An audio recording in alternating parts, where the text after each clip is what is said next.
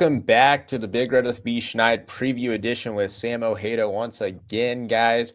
The channel continues to grow, I believe. As we're recording this, there are 109 subscribers, which is incredible. I'm reached my goal. Let's shoot for 200 by the end of the year. Be sure to comment, like, and follow us each on Twitter as well.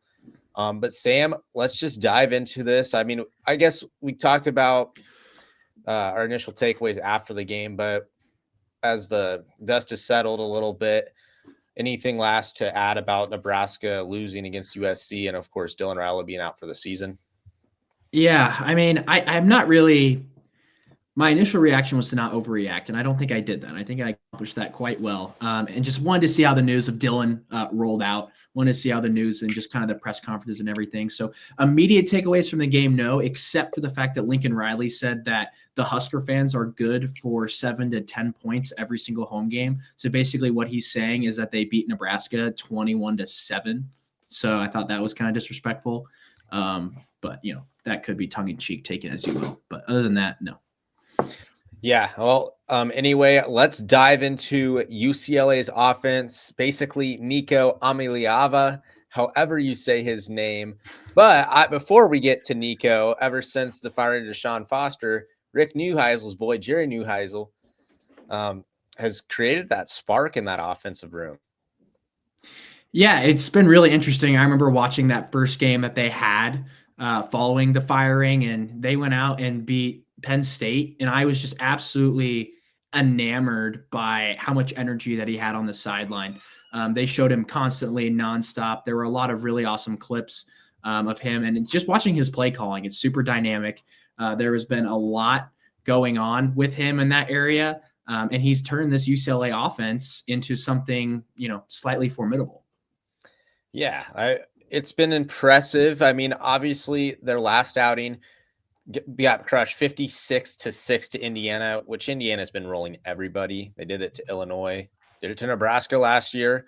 So I don't think that, just take that with a grain of salt. Other than that, though, I believe they are well, there's currently 3-2 in the Big Ten, but 3-1 outside of those games in conference play. They did lose the first game, I believe, after firing Deshaun Foster to Northwestern, but since they had that 3-game win streak, crushed Michigan State. But this offense, as cute as it is, it really is because of one player, and that's quarterback Nico. I appreciate you not trying to say his last name. It's not easy. But I mean, he's everything. He leads them in passing, and well, of course, passing is a quarterback, but he's their leading rusher as well with 388 yards in the season. They have a couple other backs that can do some things. They have, I believe, 3 backs over 200 yards, but none of them is really a solidified one from what I've seen. But another mobile quarterback for the Blackshirts.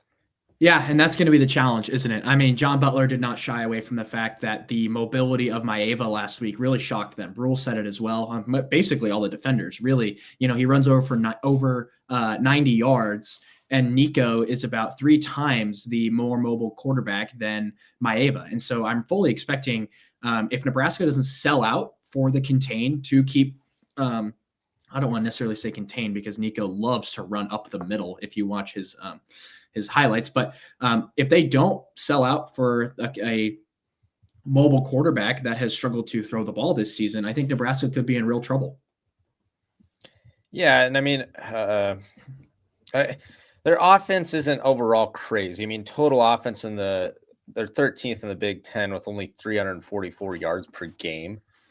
But at the same time, you have to take those first 3 games of the season with a grain of salt. I mean, they only scored – they lost their opener 10-43. It was 23-30, and they got crushed by New Mexico, which was wild. But the last game of Deshaun Foster. But I also do want to point out Nico, I mean, on the season. So he has a 10 touchdown to 7 interception ratio. So nothing crazy. He's completing 63% of his passes, has nearly 1,500 yards passing. So he's not necessarily crazy. He's efficient enough. He has a couple receivers. The first guy I want to point out is this is a tough name to pronounce as well. Kawazi Gilmer, I believe, is how you pronounce it, but he leads the Bruins with 382 yards on the season, a couple touchdowns. leading receptionist too with 31. They also have a couple other guys with over 200 yards as well, but it's nothing crazy. They don't have guys like USC had with Mekhi Lemon and Jacoby Lane that were shut down with because of guys like Donovan Jones. Yeah, I'm not necessarily worried about the passing attack of UCLA. I mean, Nico is definitely willing to share the wealth among all of his targets. He's got 6 guys over at 15 receptions or more. So he definitely is willing to share the ball around. But, USC's passing attack was way more dynamic than UCLA's offense could ever dream to be. And the, Donovan Jones, the Andrew Marshalls, Sire Wrights, Rex Guthrie, they completely locked down USC. And it helped that USC was able to just run the ball pretty much all over Nebraska. But Nebraska's pass defense truly proved that they are an elite pass defense when going up against the best offense in the country. And so I have no worries for this Nebraska team when it comes to defending the pass on Saturday. Yeah, on the other hand, though, defending the run.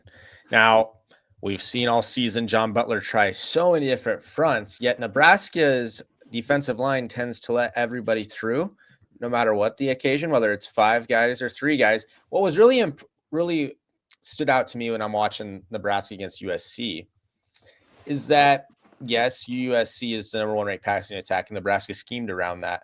But the 3-3-5, I think you and I were talking off air about this, how you had your nose tackle and then your defensive ends. You'd see Winery about 4 to 5 yards leaving that much of a lane, and then you'd have your second level shavers there to defend 5 yards of a guard and a tackle coming right at him. I just don't see how that's a winning formula. Now, I think Nebraska will scheme that differently, considering UCLA is not as much of a passing attack threat, but at the same time, who knows? I really don't know what to expect with the black shirts. I don't know what they're, or I guess for a better or lack of better term, what are we going to see with that type of front? What do you expect? Yeah, that's the $1 million question, isn't it, Bobby? I mean, the front 7 for Nebraska is as volatile as ever, just almost as volatile and erratic as UCLA as a team. Just a lot of inconsistency, a lot of unknowns. What we do know is that they struggle to defend the run. I mean, you can correct me, Bobby. Has there been a game that we've been like, yeah, that's an A grade run defense? I think I gave them a B against Michigan State. Mm-hmm. But the thing is so last week you play a quarterback, Iamaleava, who I believe in 3 games had one, or 2 games. The 2 games before Nebraska, he had 1 designed quarterback run. He had 11 runs. Not they all weren't designed, some of them were scramble drill type of runs, but 11 carries for I think 80 sack adjusted yards or whatever it was. So now you're facing against another big quarterback who's 6'6", can run with his legs. Gosh, I'm betting the over on Nico over 100 rushing yards. I really am. Yeah, I mean, I don't disagree. I think one of the keys to the game, and as obvious as it seems, has to be Nico. I mean, is Nico going to be the elite level talent, throwing for 300 plus, running for 100 plus? If that's the case, Nebraska is in huge trouble. Now, if Nico is struggling to throw the ball and Nebraska makes great adjustments, I mean, I know the run defense wasn't great last week, but the pass defense and the pass rush was actually pretty solid. They were really disrupting to Iamaleava. They had a great counter because they knew USC was weak on the offensive line, that the moment they saw the weakness, they brought Shavers on a blitz up the middle, and it was very effective in the first half. And so I think John Butler is, his scheme to defend the pass and to bring the pass rush, I think is very good.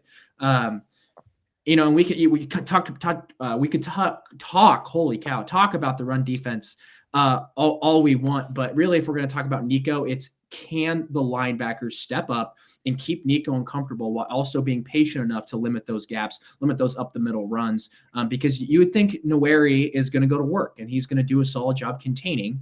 Because if you pay attention in the USC game, Maeva, a right-handed quarterback, a lot of his runs were away from Williams Neuheisel. They were all to the near side of the field if you're sitting in the press box. And so, that is something you need to look at if you are Nebraska, because I don't think it's the left side of the defensive line that is the problem. Yeah. Quick question. I'm going to give you mine. Ideally, if obviously I'm not, but if I were coordinating the defense, I think my front four would be, I'd have Nwaneri on an edge just because of the pass rushing threat. I would put in Petschok in on the other edge. And then I'd put Lenhart and Van Poppel / Keona Davis. Neither have really stood out, but that's who I would go with. And I think that's what Nebraska should have been doing, is a consistent 4-3 type of defense. I think Deshaun Foster is a great athlete, but he isn't necessarily, I know he's getting some quarterback hurries here and there, and you could still blitz him, but he is not no elite pass rusher by any means. Have him in the backfield with Javen Wright and Vincent Shavers, and then you can shut down these rushing lanes, or if they bounce it, McCullough or a Shavers is quick enough to get to the edge.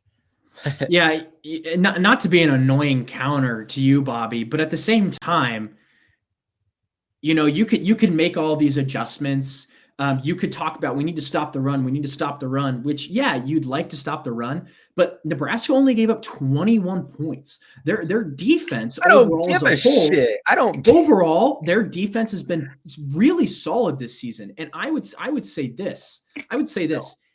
If Nebraska is not giving up. Bobby, what did we say last week is a key to the game? Bend, don't break, bend, don't break, bend, don't break. And John Butler and his defense executed that to perfection. Outside of the flea flicker where Rex Guthrie played amazing coverage and the guy just went up and made a play, Nebraska didn't break the whole entire game. Outside of did they even have one big touchdown run? I don't even know if they did. They didn't, but they had 10 plus yard rushes. So my thing is, you can play that bend, don't break, but I'd rather have a defense that's going to give up a big shot here and there and not allow 10 plus yard rushes. King Miller is a walk-on running back, which, I mean, he's playing like he's a scholarship back and not just a game against Nebraska. But when you're allowing a third stringer to just gut punch you consistently, he had 3 plays in a row that were 10 plus yard rushes. I get the thing that Nebraska, they're solid on defense overall. I'm not going to deny that. But at the same time, this is the Big Ten. And when you're allowing over 200 yards with limited possessions on the ground, that is not by any mean an elite defense. I don't care what anybody says. The tackling's been poor this year. They get pushed off the line of scrimmage. And the fact that the secondary is holding these teams under a certain amount of passing yards is incredible, considering the fact they don't have a pass rush. I agree. The secondary is elite. I put it up against at least a top 5 coverage unit in the entire country, and the stats point that out as well. They're elite at shutting down top-tier wideouts that each team's presenting. I mean, Wilde, Mekhi Lemon, Jacoby Lane, they did it against Cincinnati with Brendan Sorsby. I mean, he's been tearing it up. Obviously got crushed last week, but still, it's not an elite defense when you can't stop the run, especially in the Big Ten.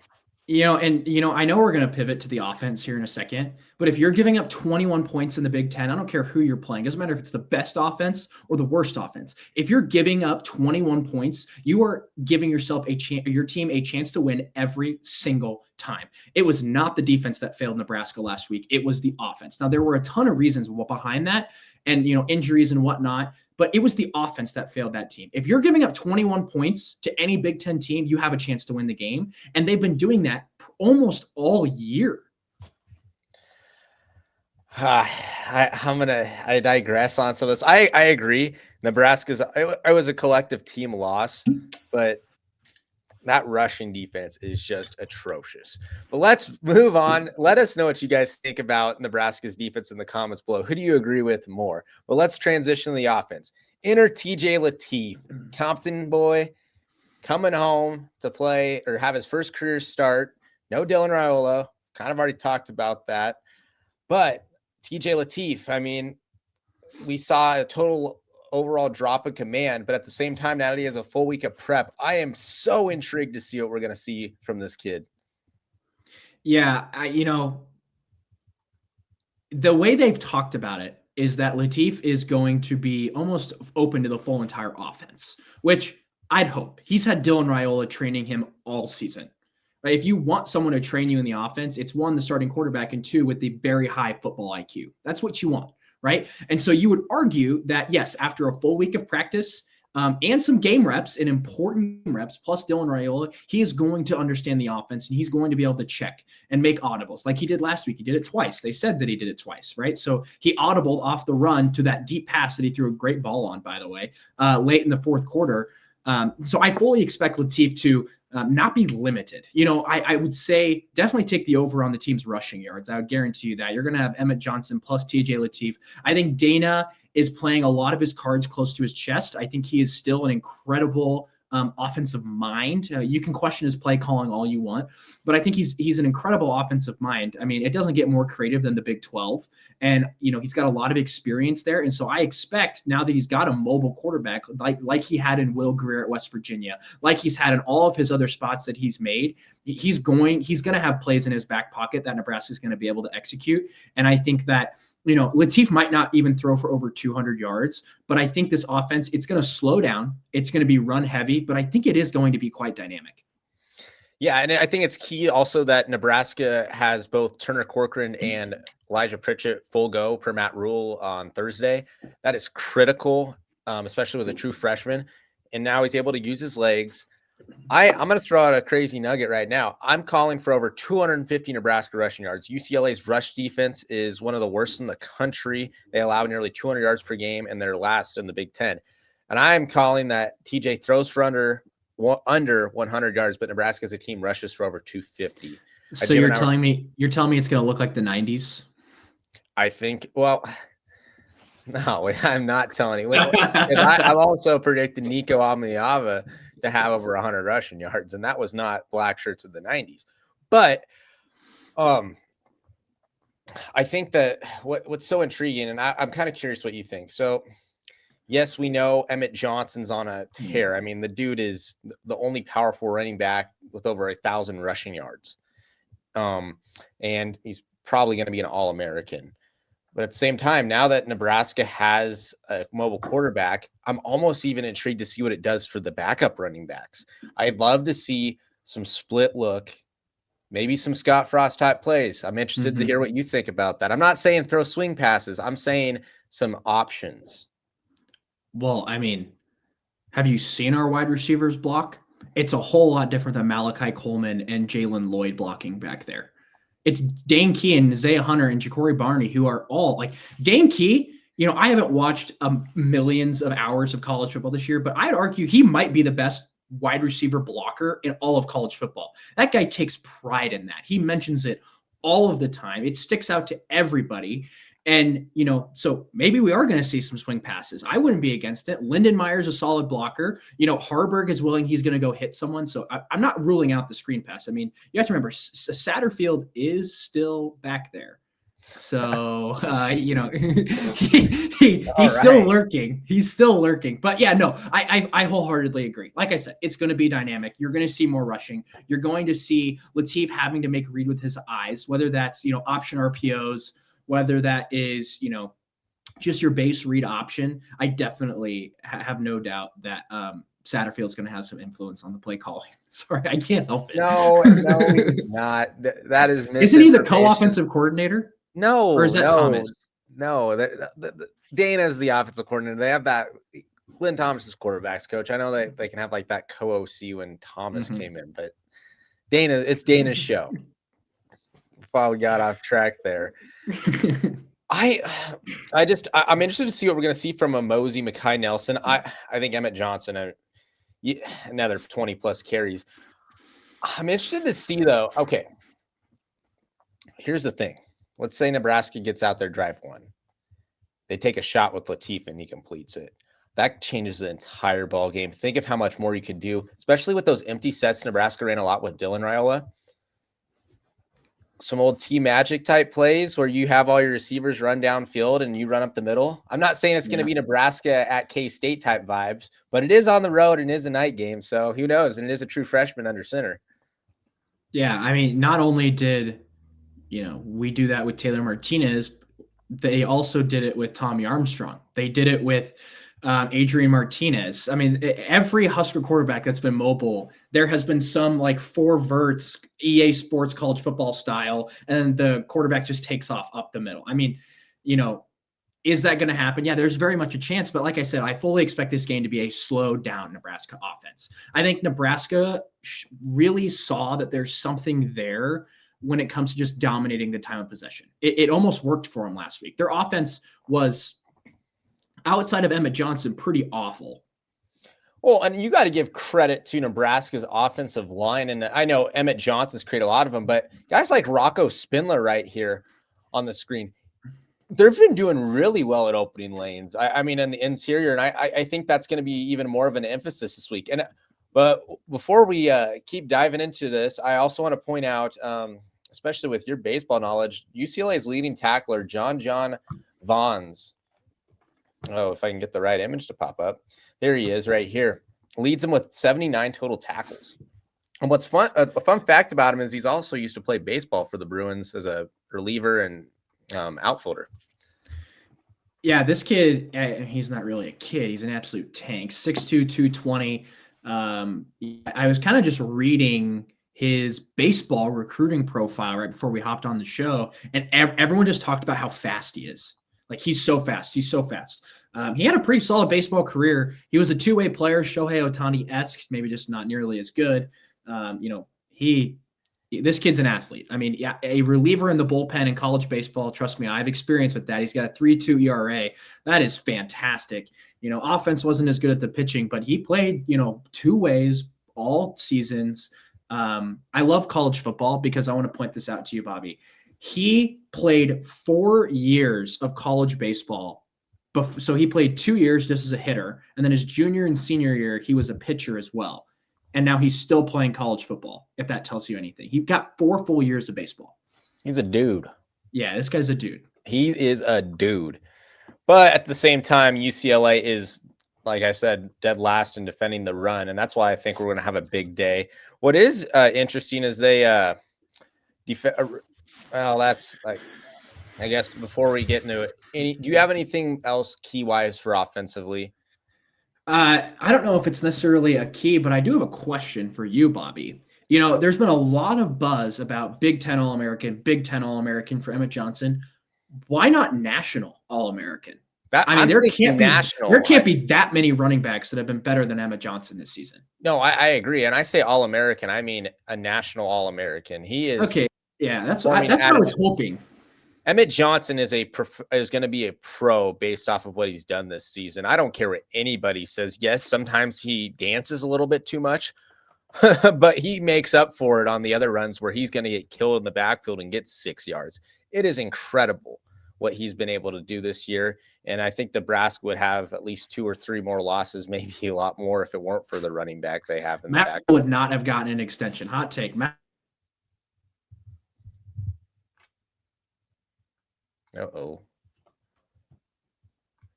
There, you're back, Sam. Keep going. I'll pause it. Yeah, and I was just saying that, not only has Emmett Johnson shown that he's a runner, but he also has, I'm going to try to do quick math, like almost 30 plus receptions this season. And so my argument is Matt Rule doesn't get an extension if Emmett Johnson is not on this team.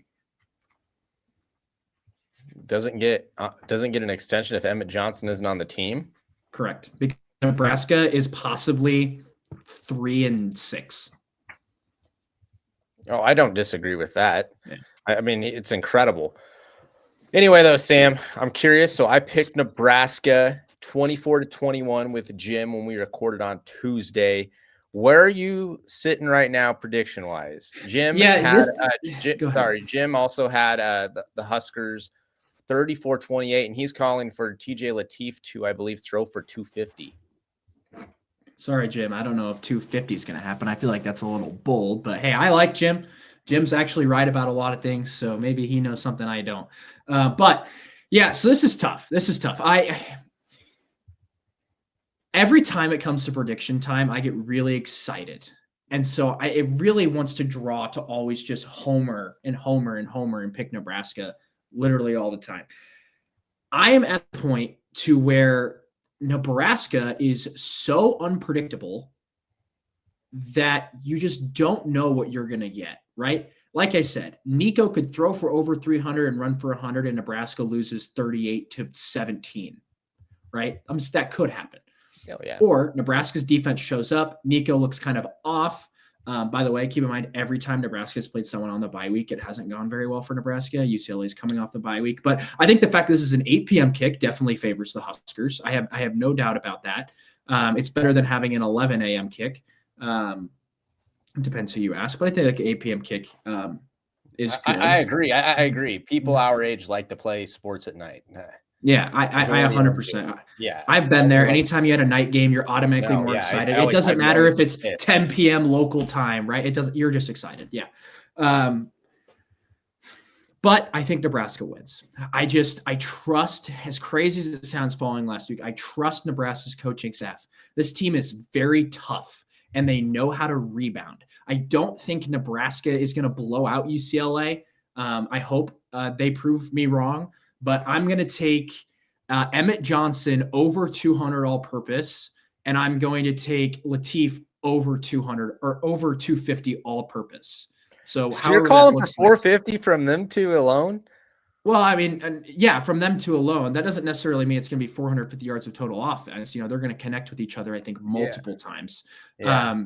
But yeah, I think Nebraska brushes up towards the 30 number, but I'm going to take 27-21 Cornhuskers.